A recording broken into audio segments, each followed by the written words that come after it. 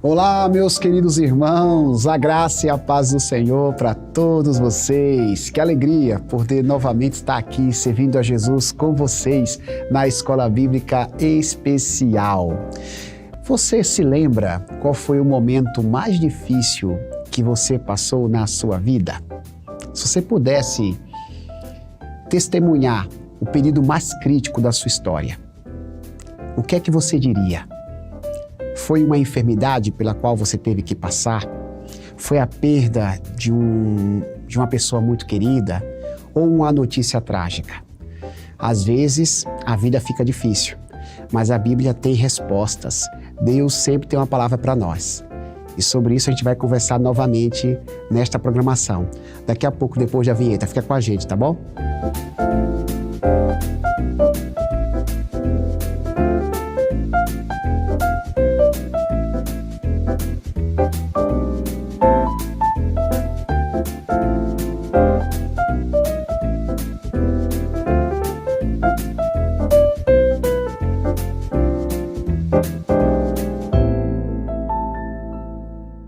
Retornamos, meus irmãos, todos os promessistas, não promessistas, evangélicos, não evangélicos. É sempre um prazer interagir com vocês aqui na TV Viva a Promessa. Como de costume, semanalmente, nós produzimos este conteúdo bíblico, produzimos a Palavra de Deus através da Escola Bíblica Especial. E ao longo desse trimestre nós estamos conversando sobre dores e sofrimentos. Por que os homens sofrem? Como podemos lidar com as intempéries da vida? E nada melhor do que consultar a Bíblia Sagrada para poder vencer os muitos desafios pelos quais passamos neste mundo. Hoje, de maneira específica, nós estaremos estudando a lição de número 3, a soberania de Deus e o sofrimento. É muito importante compreender a teologia da soberania de Deus quando estamos falando a respeito de dores. Todos nós, isso é geral, todos nós temos nossas crises. Você que está me assistindo ou está passando por uma crise ou já passou por alguma crise em algum momento da sua vida. Diante disso, é muito importante nós enfrentarmos as nossas adversidades, lembrando de que Deus está no comando de todas as coisas. Deus controla tudo. Nada acontece nesta vida sem que tenha a chancela de Deus. Deus está monitorando tudo e tudo passa pelo seu crivo. E é isso que a gente percebe no livro do profeta Abacuque, um homem de Deus, um profeta do Antigo Testamento, que pôde descrever no livro que carrega o seu nome uma experiência com o Senhor em meio a uma visão de sofrimento, podendo entender que Deus estava controlando todas as coisas e poderia trazer alento para aqueles que estavam sofrendo. E para pensar a respeito desse tema hoje, nós temos novamente aqui o pastor Wellington Varjão.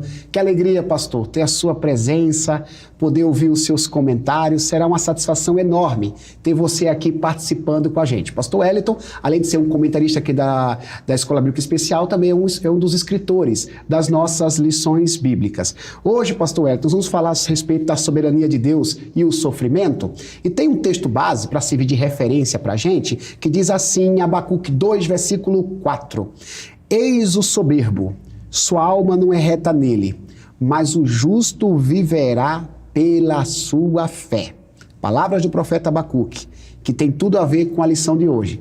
Pastor, por favor, suas primeiras impressões a respeito do que nós vamos conversar hoje. Por gentileza. Graça e paz, pastor Wilbert, e a todos os nossos ouvintes do programa Escola Bíblica Especial. Bom, estamos aí numa busca, já há algumas lições, essa é a terceira, procurando entender esse enigma do sofrimento. E a história do profeta Abacuque, nós vamos aprender um pouco sobre a soberania de Deus nesse quesito, né? Deus é soberano, onde encontrar fé em meio ao caos. O profeta Abacuque passou por uma experiência amarga, dolorosa, e Deus ampliou a visão do profeta para ele entender a soberania de Deus com relação a esse assunto do sofrimento. Então, para nós que somos seres humanos e que às vezes não sabemos os planos de Deus, não compreendemos a mente do Senhor, é importante essa lição, descansar na soberania de Deus, compreender os propósitos de Deus por meio, inclusive, do sofrimento. Sofrimento faz parte da nossa rotina, pastor. Desde a entrada no pecado do mundo, a gente tem que conviver com as mazelas da vida. Eu gostei muito de uma palavra que você disse aí, em meio a outras, sobre a ampliação, né? Que o sofrimento ajuda a gente a ampliar a nossa visão. Certamente, quando a gente consegue enxergar as coisas de maneira mais ampla, nós temos tudo para aprender a descansar em Deus, a descansar na sua soberania. E o profeta Abacuque, com a sua experiência, com suas palavras, com a visão que Deus lhe deu, deixou registrado nas Escrituras ensinamentos importantes para nós. E a gente vai ser desafiado a conversar a respeito da experiência deste personagem bíblico. E como de costume, meus irmãos, nós estaremos interagindo, eu e o pastor Wellington, seguindo a didática da nossa lição bíblica. Você que tem a lição bíblica poderá de algum modo ser ajudado para poder colaborar na escola bíblica presencial. E você que não tem a lição bíblica, de repente não teve a oportunidade de frequentar ainda uma das nossas unidades, mas vai poder acompanhar a nossa didática, porque a partir do momento que a gente vai citando algumas perguntas para o pastor Wellington responder, a gente vai colocá-la aqui debaixo da tela.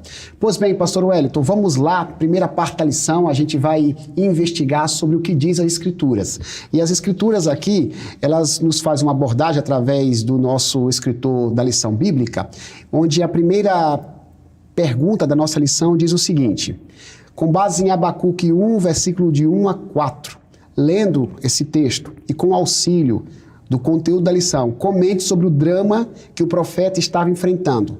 Que cenário ele via e o que mais lhe inquietava? Por favor, pastor, lê para a gente Abacuque capítulo 1, versículo do 1 a 4, para a gente se situar, para a gente poder fazer comentários assim, embasados na Bíblia, naquilo que estava acontecendo com o profeta Abacuque. Bom, o texto diz assim: o peso que viu o profeta Abacuque. Até quando, Senhor, clamarei eu e tu não me escutarás? Gritar-te-ei violência e não salvarás? Por que razão me mostras a iniquidade e me fazes ver a opressão? Pois que a destruição e a violência estão diante de mim, havendo também quem suscite a contenda e o litígio. Por esta causa a lei se afrouxa e o juízo nunca se manifesta. Porque o ímpio cerca o justo e o juízo se manifesta torcido. São questionamentos do profeta Abacuque. Parece que ele está vivendo um período de injustiça social, né? Que ele olha os noticiários da época, ele olha com muita tristeza, né? Tem tudo a ver com o nosso tempo, né? Quanto caos acontecendo, quanta injustiça. Então, assim, o que é que ele está reproduzindo, pastor? O que é que o pastor sente nessas palavras, pastor? Fala pra gente, por favor. O profeta Abacuque, ele é um dos poucos profetas onde o leitor tem a oportunidade de ter assim, um vislumbre da alma do profeta. Ele é uma espécie de profeta, eu consigo lembrar aqui de Jeremias, né, que também teve alguns momentos de dilemas internos. De agonias, né? Isso, e também de Oséias. Então, Abacuque, Jeremias e Oséias, antes deles anunciarem a mensagem do Senhor para o povo de Deus, eles lutaram dentro de si com essa mensagem que eles receberam. O texto começa dizendo que ele viu. Então, o profeta Abacuque teve uma visão, Deus mostrou para ele. É claro que ele sabia da situação em que o povo de Judá vivia naquela época. Estamos situados aqui no período em que Judá está vivendo um período caótico do ponto de vista da religião, da fé, da vida social. Ele cita aqui que a vida social do povo também não anda bem, né? Andam distorcendo a lei, andam cometendo maldades, criminalidade de todo tipo. E a vida religiosa era muito misturado, né? A religião com a vida política era uma coisa só, né? Os reis que governavam na época eram representantes políticos do povo e também uma espécie de líder espiritual. E a vida do povo de Judá nesse tempo era muito difícil. Abacuque é contemporâneo de Jeremias, então ele está ali vivendo aquele cenário que o povo de Deus, ele será, em breve, será julgado por Deus e o juízo divino virá, né, por mão de nações estrangeiras. Então Deus mostra para Abacuque a situação caótica que está na cidade. Ele sabia disso. No entanto, Deus ele dá uma ampliada na visão dele para ele enxergar bem, né? Assim, eu costumo imaginar que Abacuque está assistindo um filme, né? E Deus vai mostrando para ele as cenas aos poucos, né? As primeiras cenas do filme, os primeiros quadros, são da situação que o povo de Judá estava. Ele não sabe o final desse filme ainda. Ele acompanha essas cenas de uma forma dramático. Ele acompanha assim angustiado. Ele quer que tenha um final feliz, assim como nós, quando assistimos um filme, todos nós queremos o final feliz. Quando o final não é muito como nós esperávamos, a gente reclama, né? Já não gostei do filme. Então Abacuque está ali, ele está assistindo as primeiras cenas e ele está angustiado, ele está sofrendo, vendo a situação do seu povo, do povo de Deus, sabe que o povo está errado, tem pecado, mas ele sofre, né? Como Jeremias sofria, ele sofre dentro de si com esse drama esse enigma humano, né? O ser humano e os seus dilemas, e os seus sofrimentos. Então, ele, antes de anunciar qualquer mensagem para o povo de Deus, ele vai lutar consigo mesmo, com essas visões que Deus está mostrando para ele. É inevitável, pastor Wellington, em situações críticas como essas que viveu o profeta, surgir a pergunta: será que Deus não está vendo tudo isso que está acontecendo? Alguns, inclusive, perdem a fé quando percebe que o injusto ele se sobrepõe ao justo, quando o fraco e o oprimido não tem quem lhe ajude. Você estava falando a respeito da figura de linguagem de um filme, sim, onde Abacuque estava assistindo. Imagine a gente quando para assistir um noticiário, né, e escuta falar de tragédias, tal, sim, como escutamos ao longo deste ano, de crianças assassinadas numa escola, de pessoas raptadas, pessoas violentadas. Então tudo isso causa um mal-estar. Eu imagino que o profeta Abacuque, ele estava ali reproduzindo esse mal-estar, aquilo que estava lhe angustiando, né? E o desafio aqui é tentar entender como Deus está agindo enquanto uma criança sofre, como Deus está agindo enquanto uma família é destruída, como Deus está agindo quando o caos está instalado. Abacuque tem essa visão, a visão de uma situação crítica. Mas o texto de Abacuque continua nos ensinando. No capítulo 1, versículo 5 a 11, vou pedir para o pastor também fazer essa leitura, a gente vai responder a segunda pergunta, que nos diz o seguinte: Deus estava mesmo inerte frente aos pecados praticados por seu povo? Porque era um outro problema, pastor. Além das questões sociais que envolviam o contexto do profeta, a questão da fé parece estar sendo desprezada. As pessoas não levam a sério as coisas do reino. Mas que providências Deus tomou em meio a este cenário? Abacuque 1, 5 a 11, por favor. O texto diz assim: Vede entre os gentios e olhai, e maravilhai-vos e admirai-vos, porque realizarei em vossos dias uma obra que não crereis quando for contada. Porque eis que suscita os caldeus, nação amarga e impetuosa, que marcha sobre a largura da terra, para apoderar-se de moradas que não são suas. Horrível e terrível dela mesma sairá o juízo e a sua indignidade. Os seus cavalos são mais ligeiros do que os leopardos, mais espertos do que os lobos à tarde. Os seus cavaleiros espalham-se por toda parte, os seus cavaleiros virão de longe, voarão como águia que se apressam a devorar. Eles todos virão para fazer violência, e os seus rostos buscarão o vento oriental e reunirão os cativos como areia. Escarnecerão dos reis, dos príncipes farão zombaria, eles rirão de todas as fortalezas, porque amontoarão a terra e as tomarão. E o versículo 11, então muda a sua mente e seguirá, e se fará culpado, atribuindo este seu poder ao seu Deus. Pastor, explica para a gente aí essas palavras de Abacuque, ao mesmo tempo respondendo essa segunda pergunta, por favor, para o pessoal de casa poder se situar naquilo que a gente está conversando hoje. Então, assim, Deus, o profeta Abacuque, ele está vendo a situação caótica em que o povo de Judá está, e ele lida com esse drama da condição humana, do sofrimento humano, É certo que a maioria do povo é injusto, está pecando, mas é o povo de Deus, né? Então, o que ele quer saber, o que ele está perguntando é exatamente isso. Será se Deus não está vendo a situação caótica em que o seu povo está vivendo? Porque Deus não faz nada? Porque Deus não faz algo? Será que ele virou as costas? Isso, né? Então, sim, será que ele virou as costas? A gente sabe que nós temos aqui, desde os tempos mais antigos, você vê grandes homens de Deus falando dessa maneira, né? Com muita sinceridade, com muita verdade, né? Com o coração aberto e com muito respeito, sabe? Ele conhece Deus, Abacuque sabe quem é Deus, né? Mas nós estamos vivendo uma época em que eles não tinham ainda a revelação já completa, né, da história, o pleno conhecimento como nós temos hoje, com a vinda de Cristo, com o esclarecimento, jogando luz sobre os textos do Antigo Testamento. Não, eles viviam exatamente nessa época em que estava sendo construído todo esse cenário.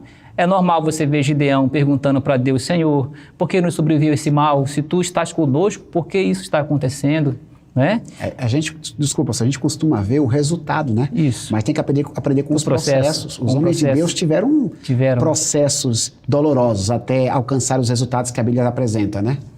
E aí você vê Jó perguntando: Senhor, por que estou sofrendo? Qual é a causa do meu sofrimento? E você vê Abacuque aqui também clamando, né? O livro de Abacuque, ele é basicamente composições poéticas. Isso. E ele fala a Deus de uma forma, ele usa uma linguagem bem rebuscada, ele constrói muito bem o seu linguajar e com toda a franqueza e sinceridade vai expondo ali a Deus. Se compara muito aos Salmos de Davi, né? Até quando clamarei, Senhor?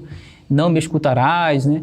E o profeta Abacuque está dizendo, está vendo violência acontecer, está vendo as coisas acontecerem, e ele está ali esperando uma resposta de Deus. E o que mais deixava o profeta inquieto era essa demora de Deus, né? Você vê que o ser humano é igual em todo o tempo, né? Nós sempre queremos ter respostas rápidas, né? Muda os personagens, o cenário, mas as atitudes são as mesmas. Somos seres humanos, né? Nós temos esse coração do qual nós não temos o controle de todas as coisas e a gente não sabe o futuro, nós não temos conhecimento do que Deus está fazendo ou vai fazer, então a gente fica ansioso e o profeta Abacuque sofre com isso e ele está ali querendo saber se Deus ele vai permanecer inerte. Mas aí vem a resposta, né?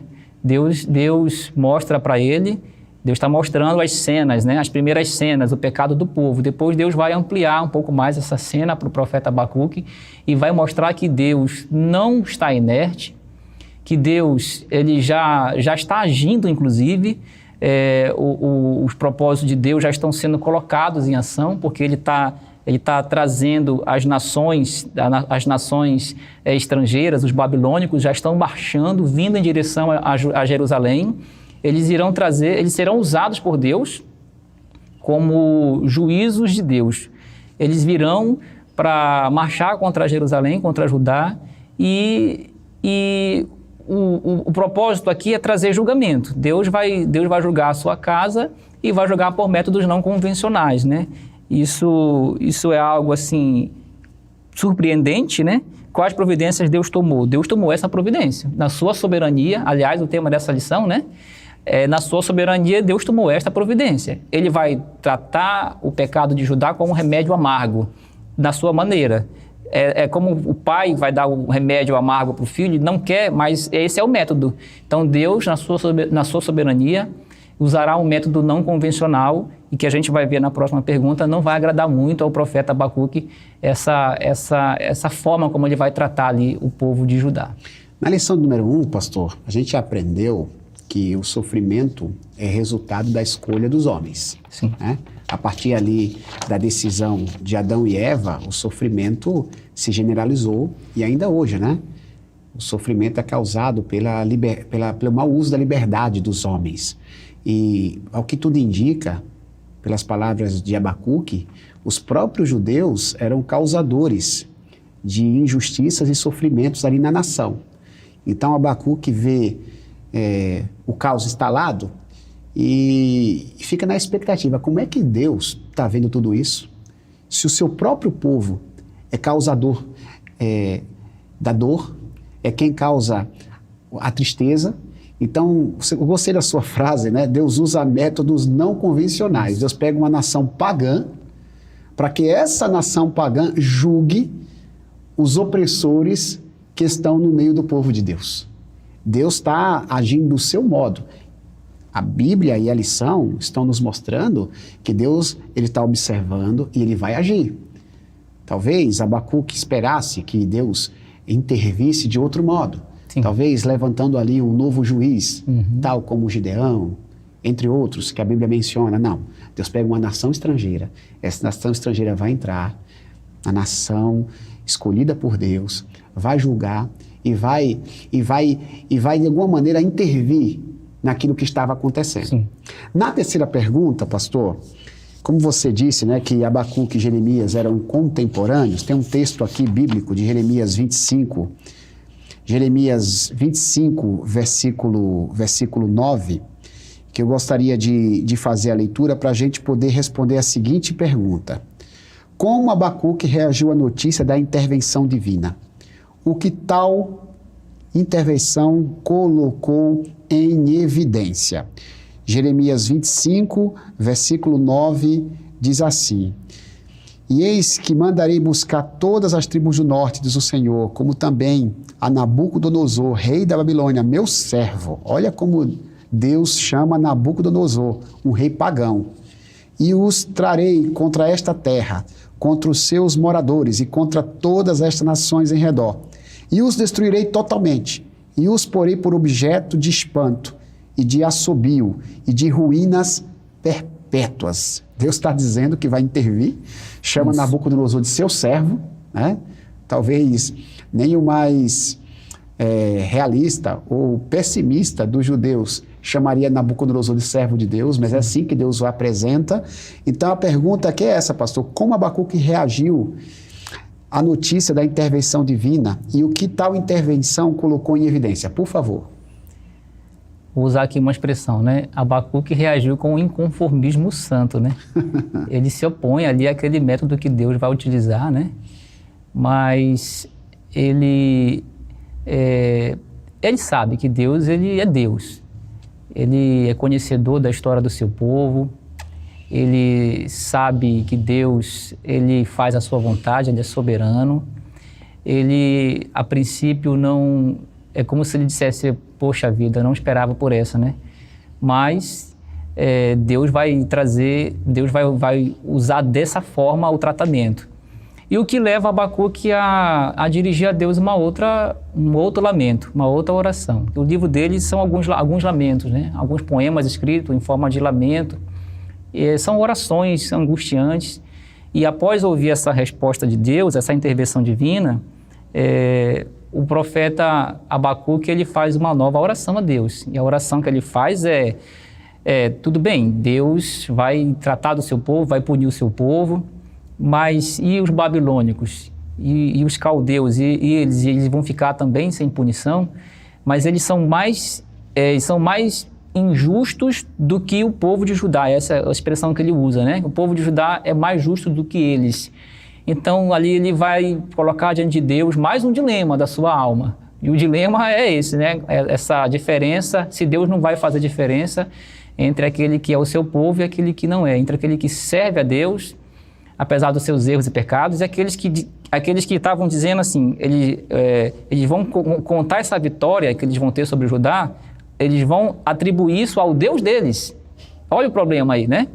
Então, assim, Nabucodonosor, seu exército, vai chegar lá, vão derrotar e vão ridicularizar a fé do povo judeu. É neste dilema que Abacuque está preso. Então, Senhor, faz uma nova oração. Aí ele cita aqui essa passagem de capítulo 2, versículo 1, que ele ficaria na torre de vigia, né? Esperando uma outra resposta de Deus. Ele tem convicção de que Deus vai dar uma outra resposta para ele. É interessante esse recurso que nós temos da oração, né? De nós nos comunicarmos com Deus e confiar e esperar. Então foi o que Abacuque fez. O autor da lição escreve aqui que essa torre de vigia provavelmente não é uma torre literal, mas é uma posição que o profeta tomou, ele se colocou no lugar de esperar em Deus, né? E ver o que Deus vai fazer. Toda essa providência de Deus, essa intervenção de Deus, ela coloca em evidência, mais uma vez, a sua soberania, o que nós estamos falando aqui, defendendo nesse tema, né? A soberania de Deus. Deus é soberano, Deus vai fazer do seu modo, do seu jeito, e no final, Abacuque vai ver que, na realidade, o método de Deus era o melhor, era o que o povo de Deus realmente precisava. Deus vou ser redundante, né? Deus é maravilhoso. Sendo Ele maravilhoso, Ele sabe quais são as melhores alternativas para aliviar o sofrimento do povo. A gente vê aqui na história bíblica, no tempo de Abacuque, que muitos sofriam por conta dos pecados dos judeus. Quem iria intervir em meio a essa opressão? Aí Deus disse para o profeta, olha, eu vou trazer o meu servo Nabucodonosor. Claro que o profeta ele entra em crise, né? Como pode uma nação pagã ser usada por Deus? Mas Deus tem os seus meios. Deus sabe como agir. Ele usa aqueles que não são para confundir os que são. As coisas loucas para confundir as sábias. Só que Deus também estava de olho, porque Deus vai usar a maldade de Nabucodonosor, a maldade da sua nação, para exercer sua soberania em Israel, no meio do povo de Judá, mas Deus também estava de olho no coração daquele povo, e Deus também iria julgar, porque Deus ele controla tudo, ele está de olho. Então assim, quando a gente vê algum tipo de injustiça acontecendo à nossa volta, a gente não tem que fazer justiça com as próprias mãos, a gente tem que acreditar, olha, Deus sabe como agir. Isso. E às vezes o agir de Deus assim, ele vai nos surpreender, né? Quando a gente de repente percebe uma decisão, uma decisão dos políticos que afligem os mais frágeis. Como é que Deus vai agir? Deus sabe como agir. Quando alguém que está em eminência, alguém que está na responsabilidade de tomar uma decisão é injusto, como é que Deus vai agir? Deus sabe, Ele é soberano. Ele controla absolutamente todas as coisas. Não à toa, o apóstolo, de maneira poética também, na carta aos Romanos, capítulo 11, ele diz, dele, por ele e para ele são todas as coisas. Isso. Eu gosto dessa passagem de Romanos, né? Que já no Novo Testamento a revelação bíblica ela joga luz sobre todos esses temas, né? Assim, é até compreensível a parte em que os profetas na Antiga Aliança eles sofrem um pouco mais, né? Eles vivem em períodos bem difíceis. Na Nova Aliança, nós temos a vantagem de ter toda essa revelação. O texto já foi revelado. A gente está aqui com toda a palavra de Deus iluminando o nosso pensamento, nos orientando. Agora é crer e confiar nessa palavra. Aí você citando Romanos me lembra o que Paulo escreveu, que todas as coisas cooperam para o bem. Então, a forma como Deus age. Eu queria lembrar aqui uma ilustração que eu ouvi de Garen Chapman, né? Que ele é autor de um livro, As 5 Linguagens do Amor, né? Excelente escritor. Uma vez ele contou dizendo que, quando era criança, ele estava sentado brincando e a sua mãe estava costurando ali um bordado. Ele olhava de baixo para cima e via aquele bordado pelo avesso, né? E ele ficou muito curioso para saber o que a mãe estava fazendo. Ele achou aquilo muito feio. A verdade é essa. Mamãe, que coisa horrível é essa que você está fazendo? A mãe entendeu o dilema dele, colocou ele no colo e aí abriu aquele bordado e ele viu do lado certo. Ele viu de cima para baixo, viu as linhas se harmonizando, as cores bonitas e viu um belo desenho. Então ele nem precisou de muita explicação. Bastou ele ver pelo lado certo as coisas, né? Então, assim, da mesma forma, Deus, na sua soberania, um dia Ele vai sentar cada um de nós no seu colo e vai mostrar para a gente que o tempo inteiro todas as coisas sempre cooperaram para o bem daqueles que amam a Deus. Perfeito exemplo, pastor, né? Me fez lembrar do tempo apocalíptico, né? Quando os primeiros cristãos sofriam com a perseguição das autoridades por causa da fé, e de modo que muitos imaginavam que o destino estava nas mãos do imperador. Sim. Até que Deus revela para João que o trono do céu não estava vazio. O trono está ocupado por aquele que domina todas as coisas. O trono do céu continua Glória a ocupado, Deus. meu irmão. Deus continua de olho no que está acontecendo na sua vida. Deus está de olho na nação brasileira. Deus está de olho em outras nações. Onde tem gente sofrendo, Deus está de olho. Porque Deus vai intervir. A intervenção divina virá. A quarta pergunta, eu vou pedir para o pastor fazer a leitura de alguns versículos que aqui está exposto na nossa lição. A princípio, Abacuque 2, versículo 4, 14 e 20. E, se possível, a gente vai ler também, aí eu posso fazer a leitura, pastor, de Efésios 2, 10, depois Sim. Hebreus 10, 38. Mas a pergunta que está aparecendo aqui na tela é a seguinte: você enxerga um desfecho glorioso quanto às queixas do profeta? Fale sobre as 3 verdades reveladas na sentença divina em Abacuque. Aí tem esses textos aqui complementares de Efésios e Hebreus. Mas o pastor, por favor, Vou ler Abacuque 2, 4, 14 e 20. Certo. Eis que a sua alma está orgulhosa, não é reta nele, mas o justo pela sua fé viverá.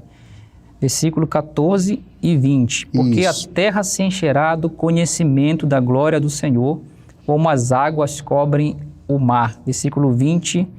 Mas o Senhor está no seu santo templo, cale-se diante dele toda a terra. Antes do pastor fazer a explanação, só para complementar aqui, para a gente poder consultar a Bíblia, Efésios 2,10 diz: pois somos feitura dele, criados em Cristo Jesus, para as boas obras, as quais Deus de antemão preparou para que andássemos nela. E Hebreus 10:38 nos diz o seguinte: todavia, meu justo viverá pela fé, e se retroceder, nele não se compraz a minha alma. Pastor, o que você tem a dizer? Você enxerga aí um desfecho glorioso quanto às queixas do profeta? E fala pra gente sobre as verdades reveladas aí na experiência de Abacuque, por gentileza. O Senhor, ele fala para o profeta para ele escrever, né, de forma bem, escrever num local bem visível, para que todas as pessoas pudessem enxergar. Desculpa, pastor, dizem que é o primeiro outdoor, não é? É o primeiro. Que Deus isso, manda escrever isso. a resposta assim, de maneira que até aqueles que passassem Correndo, em alta velocidade pudessem ler, né? Pudessem ler. Por favor, continue. É verdade. Eu imagino que é completamente literal isso aqui, porque a gente sabe que nas visões de Jeremias, muitas coisas ali, os comentaristas dizem que são literais, né? Colocar o cinto, depois tirar o cinto. Então aqui a ideia de Abacuque escrever isso aqui, porque Deus tratava muito com esses recursos, né? Essas linguagens com o povo na época, né? E as pessoas viam aquilo e chamavam a atenção. Então Deus usa esse recurso com o Abacuque, manda ele fazer ali um banner, um outdoor, escreve ali e vai publicar no diário oficial da época, né? Para que ninguém tenha dúvida que Deus é soberano. Todo mundo ia ficar sabendo. O que está escrito lá? O justo viverá pela fé. Né? Para ser bem exato, os maus não têm segurança, mas o justo será sustentado pela sua fé. Então aqui é o final da história, é o final do filme. Deus ampliou a visão de Abacuque até o final, viu que tem um final feliz. Deus faz diferença entre aquele que serve e o que não serve a ele. O que serve a ele é o que tem fé, esse no final vai contar a vitória. Ele vai ser corrigido. O juízo de Deus sobre o seu povo é um juízo corretivo, não é para matar, não é para destruir. É para purificar, é para restaurar, é para tirar o pecado, para tirar a culpa, para remover a maldade, para purificar um povo seu, um povo zeloso de boas obras, como nós lemos no texto sagrado. Com relação à Babilônia, então, eles serão julgados com a medida com que eles vêm trazendo outras nações, né? Não é só Judá que eles vinham maltratando, né? Eles vinham subjugando muitas nações de modo cruel. Chegou a hora de Deus dar um basta neles, né? Deus vai pôr fim a essa nação, vai haver a queda da Babilônia.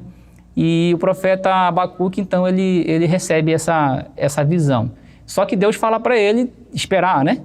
Porque isso ainda vai acontecer. E o que leva o profeta, então, a descansar em Deus. Agora, ele sabendo o que Deus vai fazer, ele se sente mais calmo, né? Mais tranquilo, mais seguro.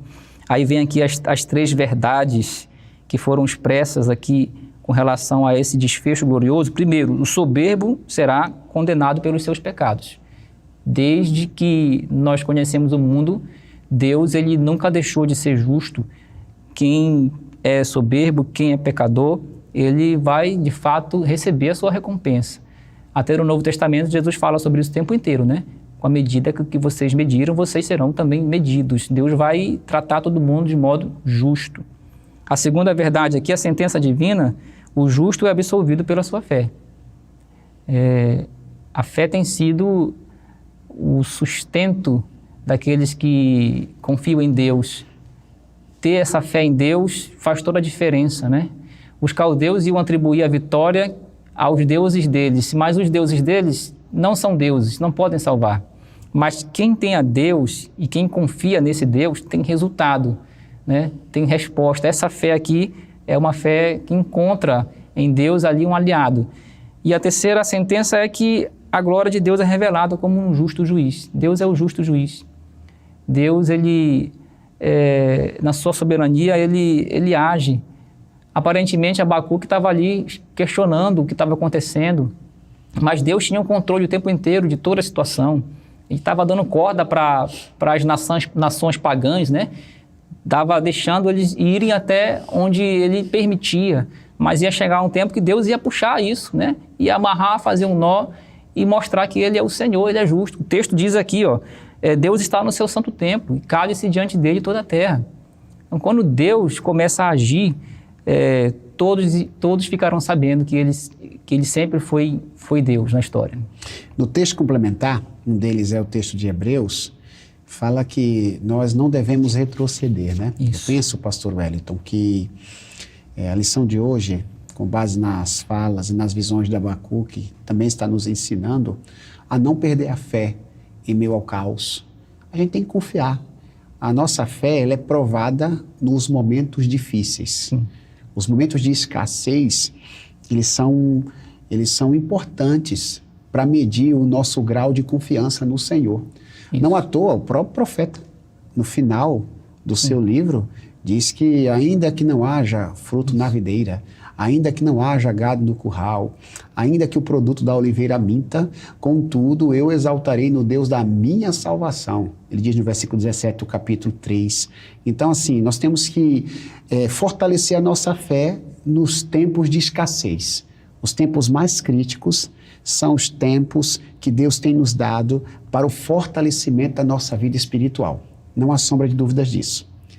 Pastor, a segunda parte aqui da nossa lição, na primeira parte a gente explorou o que diz as Escrituras sobre o assunto, e a segunda parte sempre é mais prática, né? Sim. Ela nos pergunta o que devo fazer.